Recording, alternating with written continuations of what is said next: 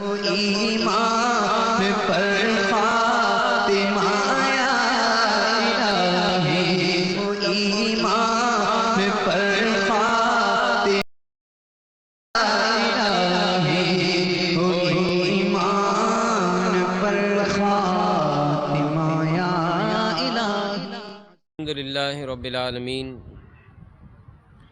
والصلاة والسلام علی سید المرسلین، اما بعد فاعوذ باللہ من الشیطان الرجیم، بسم اللہ الرحمن الرحیم۔ الصلاة والسلام علیک یا رسول اللہ وعلی آلک وصحابک یا حبیب اللہ۔ الصلاة والسلام علیک یا نبی اللہ وعلی آلک وصحابک یا نور اللہ۔ فرمان مصطفیٰ صلی اللہ تعالی علیہ وآلہ وسلم، نیت المؤمن خیر من عملہ، مسلمان کی نیت اس کے عمل سے بہتر ہے۔ اللہ کی رضا کے لیے، ثواب بڑھانے کے لیے آئیے کچھ اچھی اچھی نیتیں کر لیتے ہیں۔ رضا الہی کے لیے، حصول ثواب کے لیے، علم دین حاصل کرنے کے لیے بیان میں شریک رہوں گا۔ تعظیم علم دین کی خاطر جتنا ہو سکا دو زانوں بیٹھ کر خوب کان لگا کر توجہ کے ساتھ بیان سنوں گا۔ جو باتیں سنوں گا اسے یاد رکھوں گا، عمل کروں گا، دوسروں تک پہنچانے کی کوشش کروں گا۔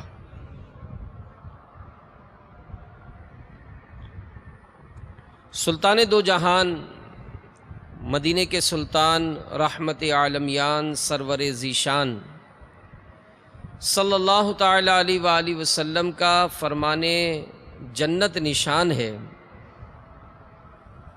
جو مجھ پر جمعہ کے دن اور رات 100 مرتبہ درود شریف پڑھے، اللہ تعالیٰ اس کی 100 حاجتیں پوری فرمائے گا، 70 آخرت کی اور 30 دنیا کی۔ اور اللہ تعالیٰ ایک فرشتہ مقرر فرما دے گا جو اس درود پاک کو میری قبر میں یوں پہنچائے گا جیسے تمہیں تحائف پیش کیے جاتے ہیں۔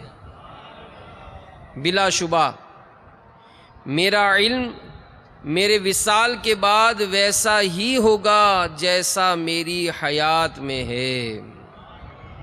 صلو علی الحبیب صلی اللہ تعالی علی محمد وعلی آلہ وصحبہ وبارک وسلم۔ امیر اہل سنت، بانی دعوت اسلامی، حضرت علامہ مولانا ابو بلال محمد الیاس ستار قادری رضوی ضیائی دامت برکاتہم العالیہ، آپ کی بارگاہ میں ایک اسلامی بھائی نے ایک میل کی، اس کو آپ اپنے ایک رسالے میں کچھ تصرف کے ساتھ تحریر فرماتے ہیں کہ مجھے دعوت اسلامی کے مدنی ماحول میں تقریباً 21 سال ہو گئے ہیں۔ ان 21 سالوں میں مدنی مرکز کی طرف سے دی گئی مختلف ذمہ داریوں کو نبھانے کا موقع ملتا رہا۔ اس وقت بیرون ملک ایک کابینہ کے خادم کی حیثیت سے مدنی کام کی سعادت حاصل ہے۔ ان 21 سالوں میں بہت نشیب و فراز دیکھے، لیکن مدنی ماحول میں استقامت رہی۔ کسی دور میں غریب اسلامی بھائی کا بہت خیال کیا جاتا تھا، اگر اس کے ساتھ کوئی مسئلہ ہو جاتا تو اس کی دلجوئی کی جاتی تھی، لیکن اب دعوت اسلامی کے ذمہ داران کی شفقتیں صرف امیر لوگوں کے لیے ہیں۔ اس بات کا احساس اس وقت ہوا جب 3 ماہ پہلے پاکستان جانا ہوا۔ ایک غریب اسلامی بھائی، دعوت اسلامی کے ذمہ دار کی والدہ فوت ہو گئی تھیں، لہذا اس کے گھر فاتحہ خوانی کے لیے حاضری ہوئی۔ دوران گفتگو اس نے بتایا کہ ایک ذمہ دار ہمارے شہر تشریف لائے لیکن میرے گھر فاتحہ کے لیے نہیں آئے. ایک اسلامی بھائی نے رمضان کا پورا مہینہ یہاں گزارا لیکن وہ بھی فاتحہ خوانی کے لیے نہیں آئے. ایک اور غریب اسلامی بھائی کی والدہ کا انتقال ہوا، انہوں نے بھی اسی طرح کا اظہار کیا. اس وقت میں نے سن لی اور سمجھا کہ شاید اسلامی بھائی درست نہیں فرما رہے، لیکن اس بات کا احساس مجھے اس وقت ہوا جب کچھ عرصے پہلے میری والدہ کا انتقال ہوا. ایمرجنسی میں پاکستان جانا پڑا، 1 ہفتہ رکا، اس کے بعد واپسی ہوئی. اتنا بڑا دعوت اسلامی کا کام، اور دعوت اسلامی کے صرف 5 اسلامی بھائیوں نے فون کر کے تعزیت کی. ایک ذمہ دار کے مکتب کی طرف سے قرآن پاک کی ایصال ثواب کی ترکیب کی گئی. ایک اور ذمہ دار نے بھی فون کیا لیکن صرف تسلی دی، ایصال ثواب نہیں کیا.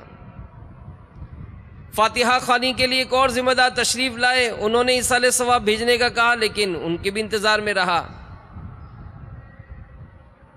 ختم شریف میں ذمہ داران کو دعوت دی لیکن کوئی نہیں آیا، اس لیے کہ میں غریب آدمی ہوں. اس کے برعکس ایک امیر آدمی کی زوجہ بیمار تھی، اس کی تیمارداری کے لیے امیر اہل سنت سے فون کروایا گیا، اس کو مدنی خبروں میں بھی دکھایا گیا، اور یہ میری والدہ کے انتقال کے 3 دن بعد ہوا. پچھلے سال ایک امیر اسلامی بھائی کا بیٹا فوت ہو گیا تو سب نے اس میں شرکت کی کوشش کی. امیر اہل سنت نگران شورا سے بھی فون کروائے، ان کے ختم شریف پر ذمہ دار کا بیان بھی ہوا. بیرون ملک میں ایک غیر مسلم کے پاس کام کرتا ہوں، 3 دفعہ اس نے فون کیا اور تعزیت کی. میرے پاس جو لوگ تعزیت کے لیے آئے ان میں کونسلر جنرل اور پاکستان، اس کا عملہ، ایک سیاسی جماعت کا مقامی صدر، پریس اور وہاں کے مقامی علماء اور بہت سارے جانے والے. کاش اس مشکل وقت میں میری تحریک کے اسلامی بھائی مجھے حوصلہ دیتے، اپنے رشتہ داروں اور اہل محلہ کے سامنے میرا بھی برہم رہ جاتا. بہرحال یہ احساس ہوا کہ اگر میں امیر ہوتا تو ایسا نہ ہوتا.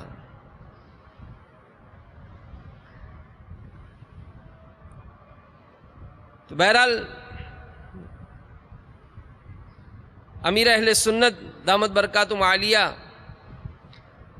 کی بارگاہ میں جب یہ میل ان کی آپ کو ملی تو ظاہر امیر اہل سنت کا ماشاءاللہ ماضی میں جب یہ حفاظتی امور کے مسائل اور معاملات نہیں تھے، اسلامی بھائیوں کی عیادتوں کے لیے جانا، بلکہ بچے کی پیدائش پر امیر اہل سنت کا اسپتالوں میں گھروں پر جا کر اذان دینا، ان کو گھٹی دینا، عیادتیں کرنا، اسلامی بھائیوں ان کے رشتہ داروں کے انتقال پر غسل کے لیے جانا، کفن وغیرہ پہنانا، جنازوں میں شرکت کرنا، یہاں تک کہ جنازوں میں شرکت کرنا الحمدللہ مجھے بھی یاد ہے. اور واقعی یہ بات امیر اہل سنت اگرچہ ترغیباً کہتے ہیں لیکن دعوت اسلامی میں شاید ہی کوئی ایسا ہوگا جس نے امیر اہل سنت سے زیادہ عیادتیں کی ہوں، جنازے پڑھے ہوں، تدفین میں حصہ لیا ہو. امیر اہل سنت فرماتے ہیں کہ مجھے ڈر لگتا تھا کہ کہیں میتوں کی تعزیتوں اور مریضوں کی عیادتوں کے لیے گھروں اور اسپتالوں میں جانے کے تعلق سے میری سستیوں اور کوتاہیوں کے سبب کوئی مجھ سے ناراض ہو کر سنتوں بھرے مدنی ماحول سے دور جانا پڑے. آپ فرماتے ہیں کہ میرے خیال میں اگر کسی کے سکھ میں حصہ نہ بھی لیا جائے تو آدمی اتنا ناراض نہیں ہوتا جتنا دکھ یعنی بیماری، پریشانی یا وفات کے معاملے میں ہمدردی نہ کرنے والے سے ناراض ہوتا ہے. اور ایسے کئی واقعات ہم معاشرتی طور پر بھی دیکھتے ہیں کہ خاندان میں بھی اگر آپس میں کوئی رنجشیں ہوتی ہیں تو جہاں کہیں ایسے مصیبت کا دکھ کا معاملہ ہوتا ہے تو جو بڑے بوڑھے ہوتے ہیں نا وہ اس موقع پر ملوا دیتے ہیں کہ ناراضی ہے تم چلے جاؤ انشاءاللہ معاملہ سیٹ ہو جائے گا.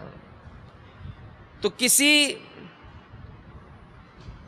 دکھیارے کی دل جوئی نہ کرنے سے اس کے مدنی ماحول سے دور جا پڑنے کا اندیشہ ہوتا ہے.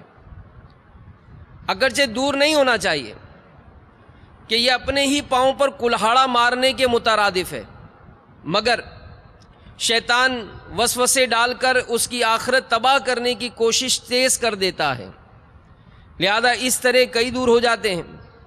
پھر ایسے میں جو کوئی ان پر ہاتھ رکھ دے اسی کے ہو جاتے ہیں. اور کیا بعید اس طرح کئی بے عمل تو کچھ بدعقیدہ بن جاتے ہوں. بہرحال مصیبت زدہ کی تعزیت میں حکمت ہی حکمت ہے، اور یہ ثواب آخرت کا کام ہے. فرمان مصطفیٰ صلی اللہ تعالی علیہ وآلہ وسلم، جو کسی غم زدہ شخص سے تعزیت کرے گا اللہ تعالیٰ اسے تقوی کا لباس پہنائے گا اور روحوں کے درمیان اس کی روح پر رحمت فرمائے گا. اور جو کسی مصیبت زدہ سے تعزیت کرے گا اللہ تعالیٰ اسے جنت کے جوڑوں میں سے 2 ایسے جوڑے پہنائے گا جن کی قیمت ساری دنیا بھی نہیں ہو سکتی. تو تعزیت کا لفظ اگرچہ ہم سنتے ہیں، آئیے ہم سنیں کہ سمجھیں کہ تعزیت کسے کہتے ہیں. تعزیت کا معنی ہے مصیبت زدہ آدمی کو صبر کی تلقین کرنا، اور تعزیت یہ سنت ہے. تو بسا اوقات غم خواری اور تعزیت کے دنیا میں بھی ثمرات دیکھے جاتے ہیں. چنانچہ امیر اہل سنت فرماتے ہیں کہ جن دنوں نور مسجد کاغذی بازار باب المدینہ کراچی میں میری امامت تھی، ایک اسلامی بھائی میرے قریب تھے، پھر کچھ دور دور رہنے لگے تھے، مگر مجھے اندازہ نہ تھا. ایک دن فجر کے بعد مجھے ان کے والد صاحب کی وفات کی خبر ملی. میں فوراً ان کے گھر پہنچا. ابھی غسل میت بھی نہ ہوا تھا. دعا فاتحہ کی اور لوٹ آیا. نماز جنازہ میں شریک ہو کر قبرستان گیا اور تدفین میں بھی پیش رہا. اس کے فوائد تصور سے بھی بڑھ کر ہوئے. چنانچہ اس اسلامی بھائی نے خود ہی انکشاف کیا کہ مجھے آپ کے بارے میں کسی نے ورغلایا تھا. اس کی باتوں میں آ کر میں آپ سے دور ہو گیا، اور اتنا دور ہو گیا کہ آپ کو آتا دیکھ کر میں چھپ جاتا تھا. لیکن میرے پیارے والد صاحب کی وفات پر آپ کے ہمدردانہ انداز نے میرا دل بدل دیا. جس آدمی نے مجھے آپ سے بد دل کیا تھا وہ میرے والد مرحوم کے جنازے تک میں نہیں آیا. اس واقعے کو تا دم تحریر کوئی 35 سال کا عرصہ گزر چکا، وہ اسلامی بھائی آج بھی بہت محبت کرتے ہیں، نہایت با اثر ہیں، تنظیمی طور پر کام بھی آتے ہیں، داڑھی سجائی ہوئی ہے، خود میرے پیر بھائی ہیں، مگر ان کے بال بچے نیز دیگر بھائی اور خاندان کے مزید افراد یہ اتاری ہیں. چھوٹے بھائی کا مدنی حلیہ ہے، دعوت اسلامی کے ذمہ دار ہیں، بڑے بھائی بھی با امامہ ہیں. تو یہاں ایک بڑی پیاری وضاحت امیر اہل سنت فرماتے ہیں، خاص کر اس میں سب کے لیے نصیحت کے مدنی پھول ہیں، کیونکہ بسا اوقات ہماری بھی پریشانیاں ہوتی ہیں، گھر میں دکھ ہوتے ہیں، تکلیفیں ہوتی ہیں، تو ہم فوراً کمپیریزن کرتے ہیں کہ یار میں بڑا غریب آدمی ہوں اس لیے کوئی میرا بھاؤ نہیں پوچھتا ہے، فلاں بڑی پارٹی ہے، یہ بڑا مال والا ہے، اس کو تو جناب چھینک بھی آتی ہے تو لوگ فون کا تانتا بند رہتے ہیں، اور جناب یہ تو بیمار ہوتا ہے تو اسپتالوں میں لائنیں لگی ہوئی ہوتی ہیں، ہمیں کوئی پوچھتا نہیں. تو امیر اہل سنت فرماتے ہیں کہ اگرچہ کسی صاحب ثروت یا حامل منصب و منزلت شخصیت کی عیادت یا اس کے ساتھ تعزیت کرنا یہ کوئی خلاف شریعت عمل نہیں، اچھی نیتوں کے ساتھ سنت کے مطابق ان کی عیادت و تعزیت کرنا بھی یقیناً ثواب کا باعث ہے. مگر آپ اب دعوت اسلامی کے ذمہ داران اور بالعموم تمامی عاشقان رسول کو فرماتے ہیں کہ یہ نہ ہو کہ صرف مالداروں، افسروں، دنیاوی شخصیتوں کی غمخواریاں ہوتی رہیں اور بیچارے غریب انتظاری کرتے رہیں. اب امیر اہل سنت کو اپنے غریب مریدوں سے کتنا پیار ہے. آپ فرماتے ہیں کہ سچ پوچھو تو دعوت اسلامی پہلے غریبوں اور ناداروں کی ہے، بعد میں مالداروں کی. دعوت اسلامی کے مدنی کام دنیا بھر میں پھیلانے والوں میں غربا ہی صف اول میں ہیں۔ وقف مدینہ ہو کر دعوت اسلامی کے لیے جو اپنی جوانیاں لٹانے والے ہیں وہ کون ہیں؟ مسلسل 12 ماہ 25 ماہ سنتوں کی تربیت کے مدنی قافلے کے سفر بننے والے کون ہیں؟ دعوت اسلامی کے زیر انتظام چلنے والی صدہا مساجد کے امام و مؤذن کون ہیں؟ جامعات المدینہ مدارس المدینہ کے ہزاروں مدرسین اور مختلف اہم ذمہ داریوں پہ فائز نگران کون ہیں؟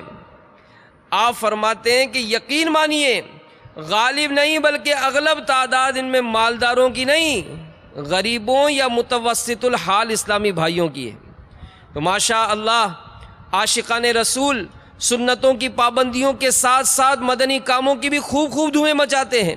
پورے ماہ رمضان المبارک کا اعتکاف ہو یا ہفتہ واری اجتماعات یا مدنی قافلوں کا سفر، ان میں بھاری اکثریت انہی فقراء مدینہ کی ہوتی ہے۔ تو اب امیر رسول مزید فرماتے کہ میں یہ نہیں کہتا کہ مالدار اور بڑی شخصیات کا دین کے کاموں میں کوئی حصہ ہی نہیں، بے شک ان کا بھی ضرور حصہ ہے، اور ماشاء اللہ ان میں سے بھی ہمارے پاس مبلغین اور ذمہ داران ہیں، مگر نسبتاً ان کی تعداد نہایت کم ہے۔ سرمایہ داروں اور دنیاوی شخصیات میں وقت کی قربانی دینے والے اقل قلیل ہوتے ہیں۔ ان حضرات کی اکثریت صرف زکوٰۃ و عطیات دینے پر اکتفا کرتی ہے۔ بے شک اہل ثروت میں بھی نیکی کی دعوت کی دھومیں مچائی جائیں، ماشاء اللہ یہ حضرات مسجدیں و مدرسے بنواتے ہیں۔ ان معنوں میں سے یہ بھی دین اسلام کی رونقیں ہیں۔ ان پر بھی انفرادی کوششیں جاری رکھی جائیں تاکہ ان میں نمازیوں کی تعداد میں اضافہ ہو اور یہ بھی سنتوں کی تربیت کے مدنی قافلوں کے مسافر بنیں۔ مگر اس کا مطلب یہ ہرگز نہیں کہ غریب اسلامی بھائی بلا دیے جائیں اور بیچارے آپ کی جانب سے ہونے والی نیکی کی دعوت، عیادت و تعزیت، ایصال ثواب کی مجلس میں آپ کی شرکت کے لیے ترستے رہیں۔ آپ ان اہل ثروت کے میت ہو جانے کی صورت میں ان کے گھروں پر اڑ کر پہنچتے ہوں، ان سے نہایت خاشیانہ بلکہ خوشامدانہ لہجے میں بات کرتے ہوں، ان کی خوشنودی پانے کے لیے ان کے فوت شدگان کے لیے ایصال ثواب کا انبار لگاتے ہوں، دعوت اسلامی کے اہم ذمہ داران سے ان سے تعزیت کے لیے فون کرواتے ہوں، پھر کارکردگی بھی وصول کرتے ہوں کہ آیا فلاں پارٹی یا شخصیت کو آپ نے فون کیا نہیں۔ تو امید کرتا ہوں میری یہ باتیں اہل ثروت کی بھی سمجھ میں آتی ہوں گی کہ یہ حضرات بھی غور فرمائیں کہ اگر ان کی کوٹھی کے چوکیدار کا والد فوت ہو جائے تو ان کا طرز عمل کیا ہوتا ہے۔ یعنی بڑے پیارے انداز سے امیر اہل سنت نے ہر عاشق رسول کو سمجھایا ہے کہ ہم بھی غور کریں کہ ہمارا اگر پڑوسی مالدار کوئی شخص فوت ہو جاتا ہے، ہم اس کے آگے پیش ہو جاتے، یا دنیاوی طور پر کوئی پارٹی کا انتقال ہو جائے، اس کے والد کا انتقال ہو جائے، تو ہمارا انداز کچھ اور ہوتا ہے، اور ہمارے اپنے ہی بنگلے کے چوکیدار کے والد کا انتقال ہو جائے تو اب ہمارا کیا انداز ہوتا ہے۔ امیر رسول فرماتے ہیں کہ واقف کاروں میں سے کسی سیاسی یا سماجی لیڈر یا سرمایہ دار کے والد کا انتقال ہو جائے تو کیا انداز ہوتا ہے۔ دنیاوی شخصیت کے جنازے میں اور غریب آدمی اگرچہ نیک نمازی ہو، اس کے جنازے میں عوامی حاضری کا فرق یہ کون نہیں جانتا۔ بہرحال ایسا نہیں ہونا چاہیے۔ مالداروں کو بھی چاہیے کہ اپنے ملازموں اور چوکیداروں وغیرہ کے ساتھ ساتھ خوب غمخواری بھرا برتاؤ کریں۔ تو غریب اور امیر ان دونوں کو امیر علیہ سنت نے غربت کے فضائل بیان کیے۔ سبحان اللہ۔ فرمان مصطفیٰ صلی اللہ تعالی علیہ وآلہ وسلم میں نے جنت میں ملاحظہ فرمایا تو اہل جنت میں فقراء کو زیادہ دیکھا۔ نمبر 2، فقراء مالداروں سے 500 برس پہلے جنت میں جائیں گے۔ نمبر 3، جو شخص اچھی طرح نماز پڑھتا ہو، اس کے عیال یعنی گھر والے زیادہ، مال کم ہو، اور وہ شخص مسلمانوں کی غیبت نہ کرتا ہو، میں اور وہ جنت میں ان 2 انگلیوں کی طرح ہوں گے۔ یعنی آپ صلی اللہ علیہ وآلہ وسلم نے انگشت شہادت اور بیچ کی انگلی ملا کر دکھایا۔ تو میرے میٹھے میٹھے پیارے پیارے اسلامی بھائیوں، ہمیں وقتاً فوقتاً اپنے مسلمان بھائیوں کی دل جوئی کی نیت سے اللہ کی رضا کے لیے عیادت کا موقع اگر ملے تو ضرور اس میں پیش ہونا چاہیے کہ اس کی روایات میں بڑی فضیلتیں ہیں، بڑی فضیلتیں۔ چنانچہ حضرت سیدنا ابو ہریرہ رضی اللہ تعالی عنہ سے روایت ہے کہ سید المبلغین رحمت للعالمین صلی اللہ تعالی علیہ وآلہ وسلم نے فرمایا کہ جو کسی مریض کی عیادت کرتا ہے یا اللہ عز و جل کے لیے اپنے کسی اسلامی بھائی سے ملنے جاتا ہے تو ایک منادی اسے مخاطب کر کے کہتا ہے کہ خوش ہو جا، کیونکہ تیرا یہ چلنا مبارک ہے اور تو نے جنت میں اپنا ٹھکانہ بنا لیا ہے۔ تو ہمیں کئی مرتبہ موقع ملتا ہے، تو کوشش کر کے بلکہ مدنی انعام پر عمل کرتے ہوئے اپنا ایسا کوئی جدول بنائیں کہ وقتاً فوقتاً ان دکھیاروں بیماروں کی عیادت کرنے کا موقع ملے۔ حضرت سیدنا عبد الرحمن بن عمر اور عبداللہ بن عمر رضی اللہ تعالی عنہم سے روایت ہے، شہنشاہ مدینہ قرار قلب و سینہ صلی اللہ تعالی علیہ وآلہ وسلم نے فرمایا جو اپنے کسی مسلمان بھائی کی حاجت روائی کے لیے جاتا ہے اللہ عز و جل اس پر 75,000 ملائکہ کے ذریعے سایہ فرماتا ہے، اور وہ فرشتے اس کے لیے دعا کرتے ہیں، اور وہ فارغ ہونے تک رحمت میں غوطہ زن رہتا ہے، اور جب وہ اس کام سے فارغ ہو جاتا ہے اللہ تعالیٰ اس کے لیے ایک حج اور عمرے کا ثواب لکھتا ہے۔ اور جس نے مریض کی عیادت کی اللہ عز و جل اس پر 75,000 ملائکہ کے ذریعے سایہ فرمائے گا، گھر واپس آنے تک اس کے ہر قدم اٹھانے پر اس کے لیے ایک نیکی لکھی جائے گی، اور اس کے ہر قدم رکھنے پر اس کا ایک گناہ مٹایا جائے گا، ایک درجہ بلند کیا جائے گا۔ جب وہ مریض کے ساتھ بیٹھے گا تو رحمت اسے ڈھانپ لے گی، اور اپنے گھر واپس آنے تک رحمت اسے ڈھانپے رکھے گی۔ تو اب عیادت کرنا ہو تو ظاہر ہے عیادت کرتے انداز کیا ہونا چاہیے، سنیے۔ سیدنا انس بن مالک رضی اللہ تعالی عنہما سے روایت ہے، نور کے پیکر تمام نبیوں کے سرور دو جہاں کے تاجور سلطان بحر صلی اللہ تعالی علیہ وآلہ وسلم کا ارشاد خوشبودار ہے، جس نے اچھے طریقے سے وضو کیا، جس نے اچھے طریقے سے وضو کیا اور ثواب کی امید پر اپنے کسی مسلمان بھائی کی عیادت کی، اسے جہنم سے 70 سال کے فاصلے تک دور کر دیا جائے گا۔ تو بعض اوقات عیادت کرنے کا ہمارا انداز جو ہے نا یہ بڑا دل دکھانے والا ہوتا ہے، بڑا دل دکھانے والا یعنی ہوتا نا کہ بولنے کا ڈھنگ نہیں ہوتا اور بولتے ہیں۔ نگران شورا نے ایک مرتبہ اپنے مدنی مکالمے میں کچھ اس طرح کی تربیت فرمائی کہ ایک مرتبہ ایک شخص کسی کے یہاں پہنچا عیادت کے لیے۔ اب عیادت کے لیے پہنچا تو ظاہر ہے وہ سخت مرض میں مبتلا تھا، آزمائش تھی مرض میں۔ اب وہ عیادت کہتے ہیں عیادت کرنا ہے تو بولنا تو ہے ہی، مریض کے پاس خاموش کیسے بیٹھے رہیں، کچھ نہ کچھ بولتے رہیں۔ تو وہ شخص جو عیادت کرنے آیا تھا وہ شخص اس مریض سے کہنے لگا او ہو آپ کو یہ مرض ہو گیا، میرے بھی جاننے والے کو ایک یہ مرض ہو گیا تھا، بیچارہ بڑا سسک کر مرا ہے۔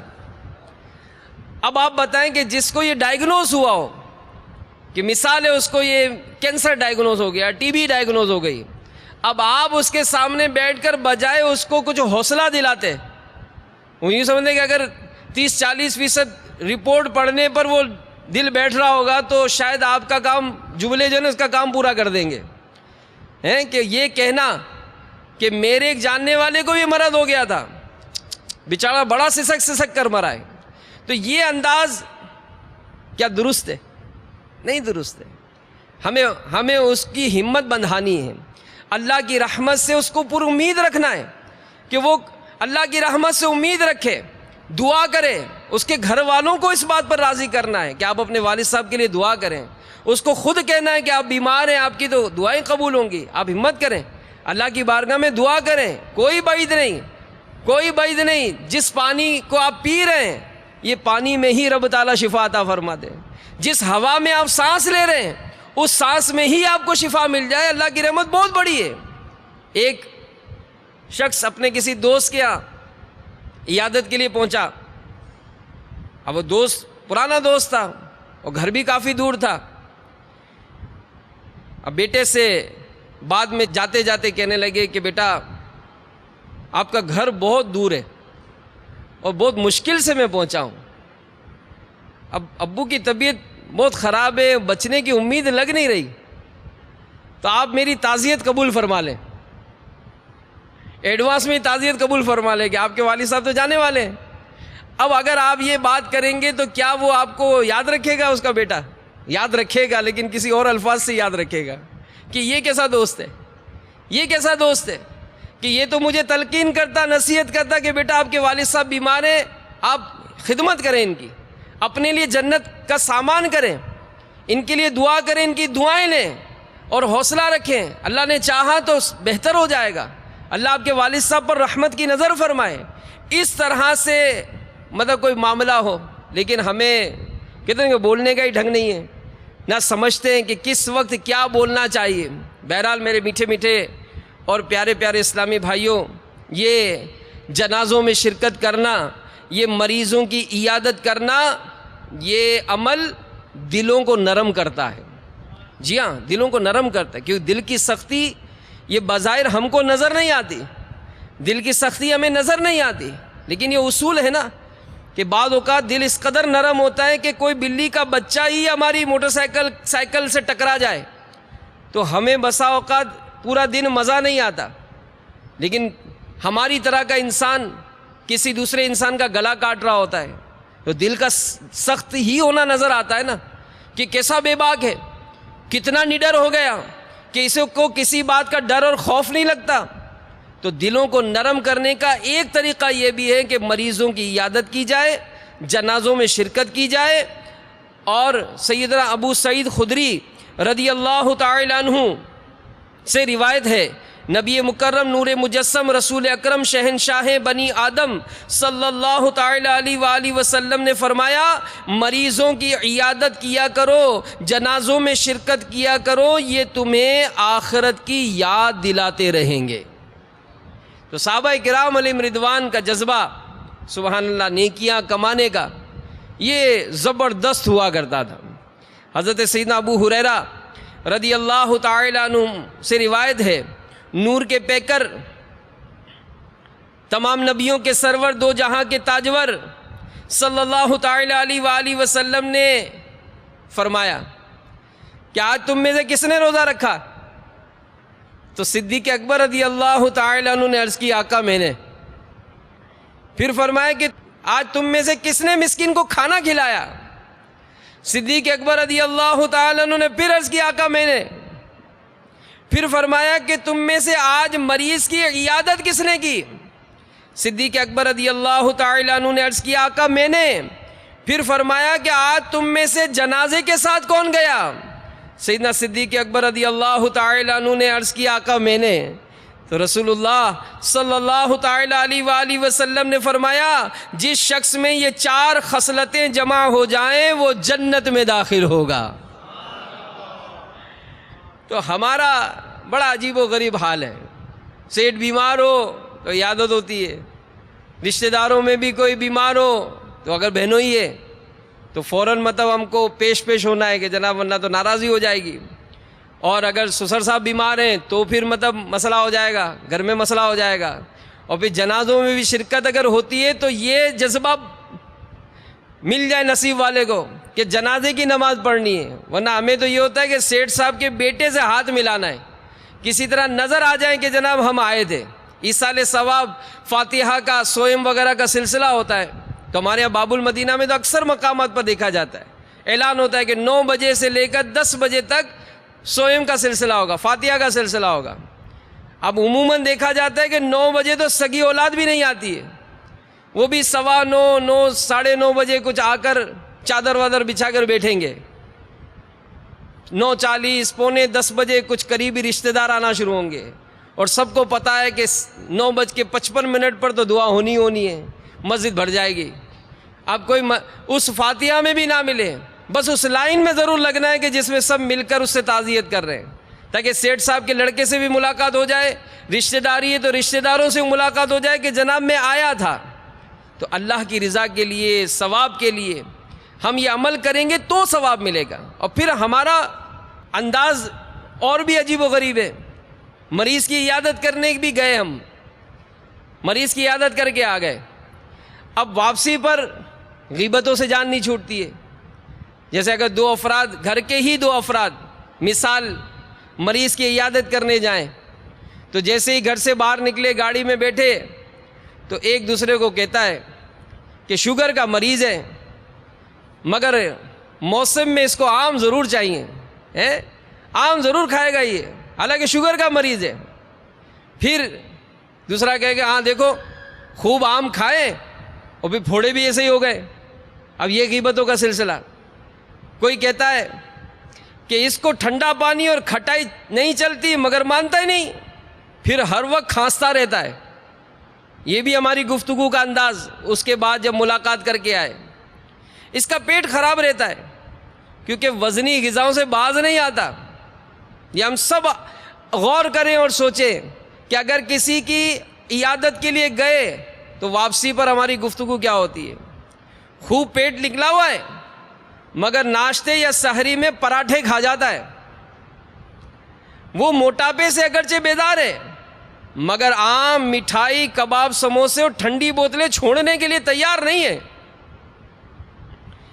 اس نے وقت بے وقت کھا کھا کر معدہ تباہ کر دیا مگر اب بھی ڈٹ کر کھانے سے باز نہیں آتا۔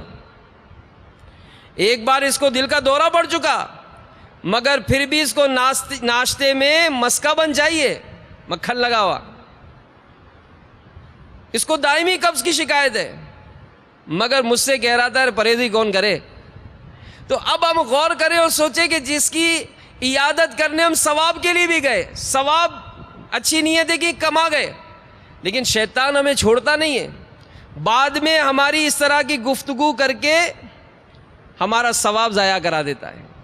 تو خیر، جب بھی ہمیں مریض کی عیادت کا موقع ملے تو مریض سے دعا کرانی چاہیے کہ پیارے آقا صلی اللہ تعالیٰ علیہ وآلہ وسلم کا ارشاد ہے کہ مریض جب تک تندرست نہ ہو جائے اس کی کوئی دعا رد نہیں ہوتی۔ ایک اور روایت سنیے، جب تم کسی مریض کے پاس آؤ تو اس سے اپنے لیے دعا کی درخواست کرو کیونکہ اس کی دعا فرشتوں کی دعا کی طرح ہوتی ہے۔ ایک اور روایت میں ہے مریض کی عیادت کیا کرو اور انہیں اپنے لیے دعا کرنے کا کہا کرو کیونکہ مریض کی دعا مقبول اور اس کے گناہ معاف ہیں۔ اللہ تبارک و تعالی عافیت نصیب فرمائے۔ واقعی فی زمانہ امراض یہ بھی طرح طرح کے بڑھتے جا رہے ہیں، تو ہمیں چاہیے کہ ہم اس معاملے میں دل جوئی کا معاملہ ضرور کیا کریں۔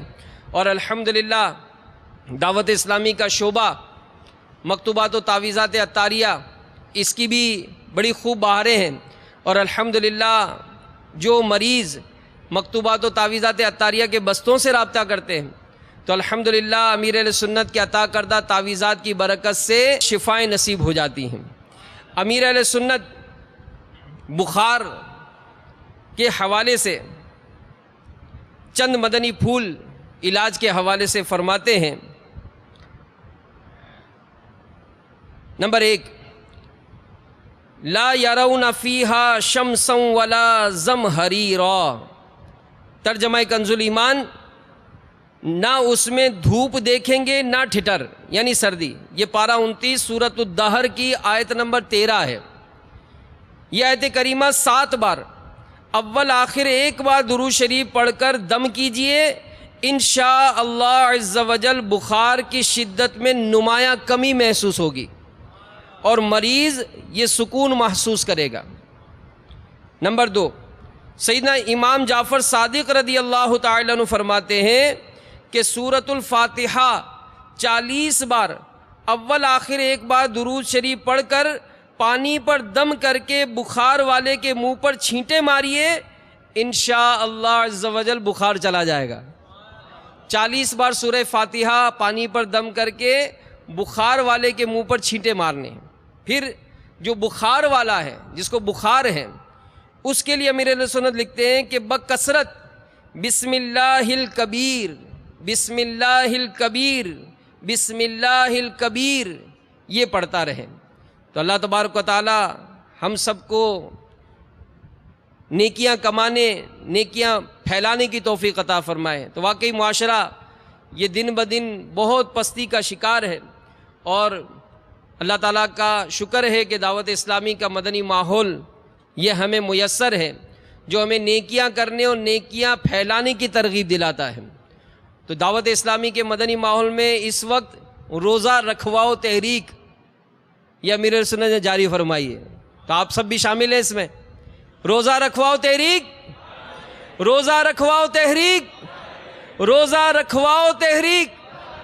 تو روزہ رکھواؤ تحریک میں ہم سب کو شامل ہونا ہے، اور اس کا طریقہ یہی امیر اہل سنت نے فرمایا کہ مسلمانوں کو نیکی کی دعوت پیش کریں، اور بالخصوص جن کو آپ جانتے ہیں کہ روزہ نہیں رکھتے، تو ان کو رمضان کی اہمیت، فضائل اور روزہ نہ رکھنے کی وعیدیں بیان کی جائیں۔ ایک کاش گھر کے جو سرپرست ہیں وہ اپنے بچوں کو بھی ابھی سے ذہنی طور پر تیار کریں کہ انشاءاللہ ماہ رمضان میں پورے روزے رکھیں گے انشاءاللہ۔ تو اللہ ہمیں بھی بخیر و عافیت، صحت تندرستی کے ساتھ آنے والے ماہ رمضان سے ملائے، اور جب یہ رمضان کا مہینہ ہم پائیں تو اللہ تعالیٰ اس میں خوب خوب عبادت کرنے کی توفیق عطا فرمائے۔ آمین بجاہ النبی الامین صلی اللہ تعالی علیہ وآلہ وسلم۔